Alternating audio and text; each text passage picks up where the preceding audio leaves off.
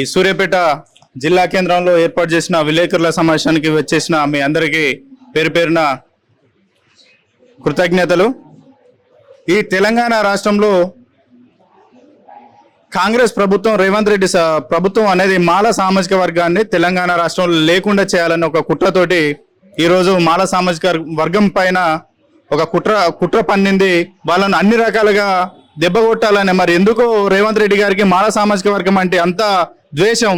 ఎందుకంటే రాబోయే రోజులలో ఈ తెలంగాణలో జరిగిన ఎస్సీ క్లాసిఫికేషన్ అనేది చాలా చట్టవిరుద్ధంగా జరిగింది. ఆ చట్టవిరుద్ధంగా జరిగిన దానిలో కూడా రోస్టర్ విధానం వల్ల మాలలకు రావాల్సిన అవకాశాలను కూడా పూర్తిగా ధ్వంసం చేసిండు రేవంత్ రెడ్డి. ఈ రాబోయే రోజులలో మాల యువతను తెలంగాణ రాష్ట్రంలో ఉద్యోగాలలో కానీ విద్యలో కానీ రాకుండా ముందస్తుగా ఇది ఒక ప్లాన్ ప్రకారం జరుగుతున్న ఒక కుట్ర కోణం. కావున కంపల్సరీ తెలంగాణ రాష్ట్రంలో ఉన్న మాల యువతి యువకులు, విద్యార్థులు, ఇప్పుడు ఉన్న ఉద్యోగులు కూడా రాబోయే రోజులలో మనకు ఎలాంటి అవకాశాలు రావు గనక మీరు యూనివర్సిటీలలో కూడా మీకు అడ్మిషన్లు రావాలన్నా కూడా ఈ రోస్టర్ విధానం వల్ల నష్టమే జరుగుతూ ఉన్నది.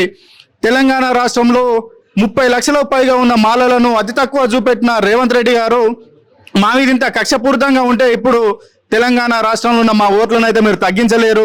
రాబోయే రోజులలో ఈ స్థానిక సంస్థ ఎలక్షన్లలో కాంగ్రెస్ ప్రభుత్వాన్ని మట్టి పెడతాం.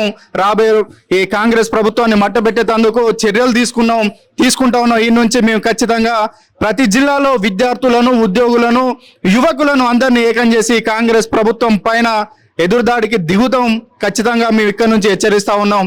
అలా నేను మాల స్టూడెంట్ జేఏసీ చైర్మన్ని మాదాస్ రాహుల్ని, ఉస్మాన్ యూనివర్సిటీలో స్కాలర్ని, విద్యార్థి ఉద్యమాలను నడిపిస్తా ఉన్నా. అలాగే కమ్యూనిటీ ఉద్యమాలను కూడా ఇక్కడ నుంచి ఈ రాబోయే రోజులలో ఖచ్చితంగా ఏర్పాటు చేస్తాం.